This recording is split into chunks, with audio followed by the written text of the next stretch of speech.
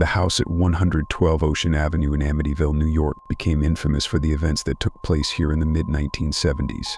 This seemingly unremarkable house, with white shutters and quiet surroundings, witnessed one of the most sinister stories to rock America. In 1974, this house became the scene of a horrifying crime. Ronald DeFeo Jr., the then 23-year-old son of the family living here, murdered 6 members of his family, his parents, and 4 siblings in the dead of night.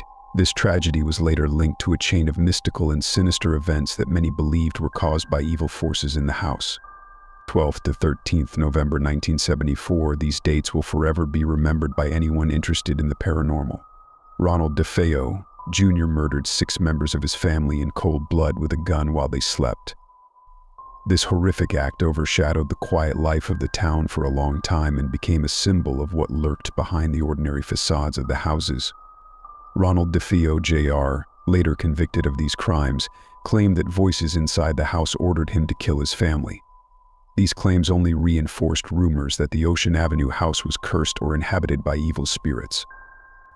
Today, DeFeo's photograph is a reminder of the dark side of human nature and how it can manifest itself in the most unexpected places. A year after the tragedy, a new family, the Lutzes, moved in. But their happiness didn't last long. Already in the first days after moving in, they began to notice strange things, incomprehensible sounds, sudden cold currents of air, terrible odors, and even visions of strange figures. The Lutzes lived in the house for only 28 days, after which, gripped by terror, they fled. Their stories attracted the attention of paranormal experts, including our team. Our team consisted of 3 experienced psychics and mediums. We arrived in Amityville in the summer of 1976 to conduct our own investigation to understand exactly what happened in that house and what or who continues to plague those who dare to settle there. Upon entering the house, we immediately sensed that something was wrong here. There was an icy chill in the air, despite the warm summer day. It felt as if we were surrounded by an invisible presence watching our every move. The corridors of the house, long and dark, seemed endless. The creaking floorboards echoed beneath our feet, and the dim light of the lamp only added to the sense of oppressive darkness lurking around every corner. In the living room of the house, we first experienced something truly ominous. The shadows in the corners of the room seemed to come alive and watch us. Cold sweat broke out on our faces, and each of us felt that something very evil was centered here in this room. Rachel stopped suddenly, her gaze fixed on the corner of the room. Her eyes filled with terror as she pointed to the spot where she thought the ghostly silhouette had manifested. We all froze, realizing that this was the first direct contact with whatever was inhabiting the house. Joanna kept her eyes on the ghost as if she could feel its pain and suffering. She spoke of how souls trapped between worlds were suffering here. These spirits couldn't find peace, and they were desperate to convey their feelings to us, permeating us with cold and fear. Rachel's face contorted with horror, her eyes wide open as she tried to perceive the images that were appearing in front of her. Behind her back, we noticed faint shadows that seemed more real than just a play of light. We decided to perform a ritual to try and free the souls trapped in this house. It was risky, but there was no other option. The house was resisting our presence, and we knew we had to act quickly. We drew a circle in the center of the room, surrounding it with candles. In the center of the circle, we placed an amulet that would protect us from the evil we intended to exorcise. It was as if the shadows in the room began to thicken, and the air became heavy and dense, as if pressing down on us. As soon as we began to recite the spells, the house began to resist. It seemed as if the walls began to shake, as if the house itself was trying to throw us out. The darkness around us grew thicker and thicker, and for a moment we thought it was ready to swallow us whole. The house began to shake and crackle, as if something inside was trying to break free. The shadows around us came to life, and we felt that they were literally attacking us. The evil hidden within these walls was fighting for its life, and we realized we were on the brink. The ritual was over, but we realized that the house was not completely free. We were able to survive and leave, but we knew that the evil forces that dwelt here had not left the place. They still remained trapped between worlds, held by the curse of this house. At night, the house looked even more sinister. The moonlight only added to the sense that the shadows inside it had a life of their own. We looked outside, realizing that this place would never be truly free. We left Amityville, leaving behind a house that continued to live its terrible life. We knew that its story was not over, and that it awaited new victims who dared to cross its threshold. One last look at the house showed us the silhouette of a building steeped in darkness, with a single window from which a light shone through. This light was like a beacon, calling for new guests who could be the next victims of his curse.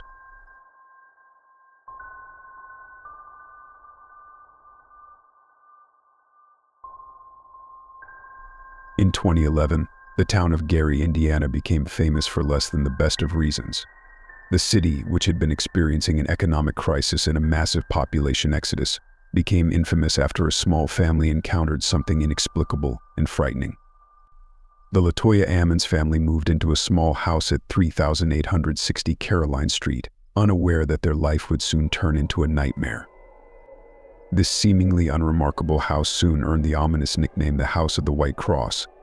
The name came after one of the neighbors, noticing the strange occurrences, drew a white cross on the wall of the house in hopes of banishing evil. LaToya Ammons and her 3 children moved into the house in November 2011. They hoped it would be their new beginning after a string of setbacks, but very soon the calm was replaced by terror. The first strange phenomena started happening almost immediately. The children told of seeing dark shadows in the house, as if someone was watching them from the corners of the rooms. At first, LaToya didn't pay much attention to it, writing it off as a child's fantasy. But soon she began to notice strange things, objects moving on their own, doors slamming shut for no reason, and strange sounds at night, as if someone was whispering in her ear. The situation escalated when the children began to complain of fits of aggression and strange sensations, as if someone or something was controlling their bodies. LaToya, in desperation, contacted a local priest who immediately sensed something sinister in the house. The house soon became the site of several exorcism rites, but none of them brought relief. The fear only grew, and the family began to realize that the house they were living in was not just a place, but something much more sinister. My name is Mark Woods, and I am a journalist specializing in paranormal investigations. I first heard about the White Cross house from a colleague of mine.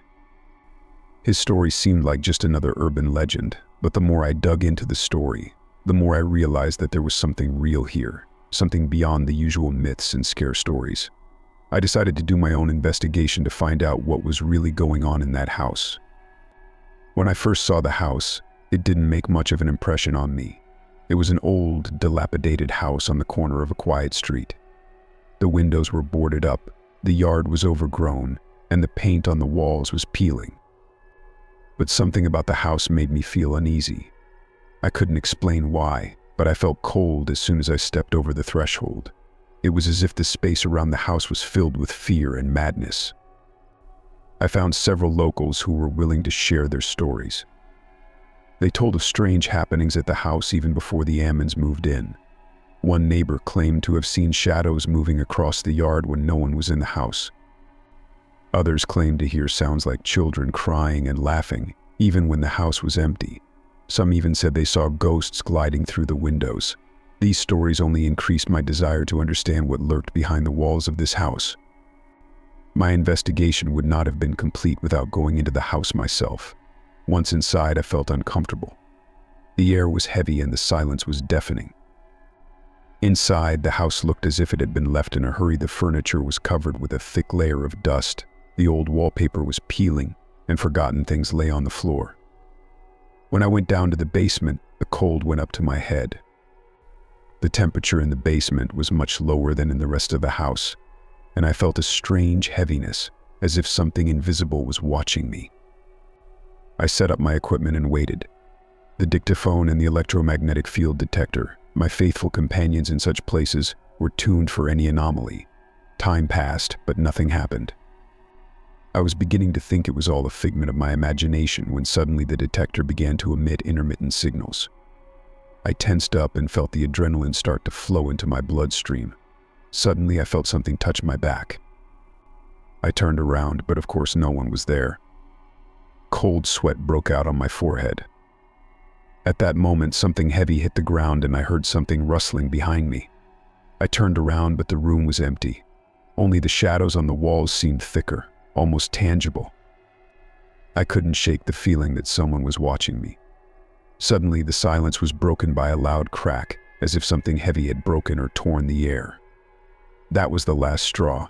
I ran outside. Never before had I felt such a burning, almost animalistic panic. After this experience, I realized that some things are best left alone. My notes and interviews with Gary residents revealed that the White Cross House is not just a victim of superstition and fear. Perhaps what happens within its walls defies rational explanation. Maybe this place holds something far more sinister than just plain old ghosts and demons. Looking back now, I realize that some mysteries are better left unsolved because the answers might be too frightening. Many years have passed since then, but still no one has dared to live in this house. Locals avoid it, and children tell each other gruesome stories about the ghosts that haunt its dark corners. I never returned to Caroline Street, but the house lives on in my memory. There is something about that house that still makes me shudder. And may the House of the White Cross remain one of those terrifying secrets best left undisturbed.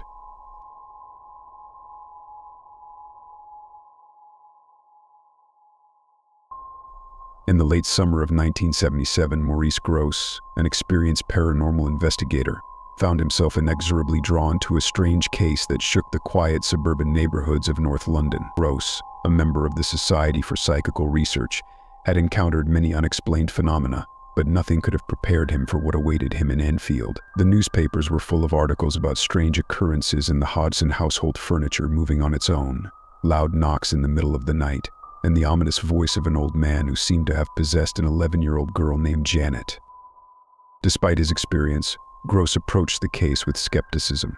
He had recently lost his daughter in a tragic accident and sought solace in his work.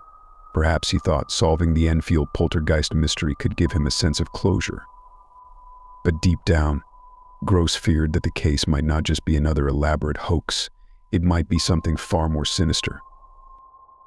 Standing in front of the modest house on Green Street, Gross felt an uneasy chill, despite the warm August evening. The house itself seemed ordinary, almost unremarkable, but there was something subtly sinister in the atmosphere. Neighbors whispered of strange shadows in the windows, of sudden cold drafts chilling the bones, and of inhuman sounds echoing through the walls in the middle of the night. But what interested Gross most of all were the stories of Janet Hodson speaking in the hoarse, low voice of an old man beyond the capacity of a child. Gross pushed aside the anxiety that had seized him and knocked on the door. Peggy Hodson, the matriarch of the family, opened with a tired smile. Her eyes were deeply sunken with fatigue. It was clear she had been through a difficult ordeal. She invited Gross in, her voice sounding with a note of desperation. "Please," she said, "you must help us. The situation is getting worse." From the moment Gross stepped over the threshold of the Hodson house, a chill ran down his spine. The air inside was thick with tension, as if the walls themselves were holding their breath. He was led into the living room where he met Janet, her younger brother Johnny, and older sister Margaret. Janet was sitting on the couch, her eyes wide with a mixture of fear and defiance. The young girl had been the epicenter of strange phenomena, and it was obvious that these events had affected her deeply. As Gross began to interview the family, he felt the anxiety in the room become almost palpable. Peggy described how the disturbances began light banging on the walls, objects shifting out of place. But soon the incidents became more aggressive. Furniture would be thrown around the room with furious force, beds would shake in the middle of the night, and Janet would be lifted into the air by invisible hands. But the most disturbing event, Peggy explained, was when Janet began speaking in the voice of a man who introduced himself as Bill Wilkins, a former resident of the house who had died several years before. Gross listened intently, carefully recording every word. Suddenly there was a loud bang in the room. Everyone froze. The knocking repeated, this time from the wall directly behind Gross's back. He turned around, heart pounding frantically. There was no one there, nothing that could explain the sound. A third knock echoed, followed by a deep, husky voice. "I'm still here," the voice whispered, sending a wave of terror through the room. Gross felt his mind begin to work feverishly. The voice was undeniably male, but it came from Janet. She was sitting on the couch, her lips unmoving, her eyes glazed over as if in a trance. The voice came again, louder this time, with more force. "Leave me alone." Those words echoed in Gross's head as he tried to remain calm. He had encountered paranormal phenomena before, but this was different. The air around him became overwhelming, thick with an ominous presence that seemed to permeate his very being. He could feel the tension in the room building, as if the house itself had come alive and was showing hostility. Gross decided to conduct an experiment to find out the source of the voice. He set up a tape recorder and asked Janet to speak in her normal voice, asking her questions about Bill Wilkins. As she began to answer, her voice suddenly changed, becoming low and hoarse, like the same voice that had been tormenting the family for months. "I'm Bill," the voice roared through Janet's small body. "I died here in this chair, a heart attack. I'm not leaving." Gross felt a cold sweat run down his forehead. The words were spoken with such clarity and certainty that it was impossible to believe they came from the young girl in front of him. But before he could respond, chaos broke out in the room. Furniture began to shake violently, books flew from shelves, and a deafening roar filled the air. Janet's body twitched, her eyes rolled back. She began to rise from the couch, lifted by an invisible force. The family screamed, and Gross lunged forward, trying to hold her down. But it was as if there was an invisible obstacle holding him back, and no matter how hard he tried, he couldn't reach her. Bill Wilkins' voice came again, now even louder and in a more ominous tone. "This is my house," he roared. "You're all going to pay." The temperature in the room plummeted, and Gross saw his breath turn to vapor in the icy air. He felt an overwhelming sense of dread, a certainty that something terrible was about to happen. And then, as suddenly as it had begun, the chaos stopped. Janet fell to the floor, lifeless and unconscious. Silence hung in the room, broken only by the intermittent breathing of the Hodson family. Gross bent over Janet, checking her pulse. She was alive, but barely. He knew he had to act quickly. Over the next few weeks, Gross stepped up his investigation, enlisting other experts to help him understand the strange phenomena. They recorded hours of audio recordings, capturing Bill Wilkins' voice and other unexplained sounds. But despite their efforts, they were unable to find a logical explanation for what was happening. The house on Green Street became the center of paranormal activity, attracting the attention of the media, skeptics, and believers. Over time, the worries began to subside, though they never completely disappeared. The Hodson family continued to live in the house, albeit in constant fear. Janet, who realized the presence of the entity within herself, learned to cope with its presence, though never fully recovered from the trauma it caused. As for Gross, the Enfield poltergeist incident left an indelible mark on him. He sought closure, but found only more questions. Was Bill Wilkins really the restless spirit of a dead man, or was something darker lurking behind it? And why had this sinister force chosen Janet as its guide? Years later, Gross revisited the case, studying his notes and audio recordings. One night, while listening to the tapes in his office, he heard something he had missed earlier. Underneath Bill Wilkins' voice was another sound, faint but unmistakable, the soft, mocking laughter of a child. Gross felt a chill run down his back. The deed was done, but the terror remained, lurking in the shadows, waiting for the right moment to strike again. And in the silence of his office, Maurice Gross realized that the Enfield poltergeist was not finished at all.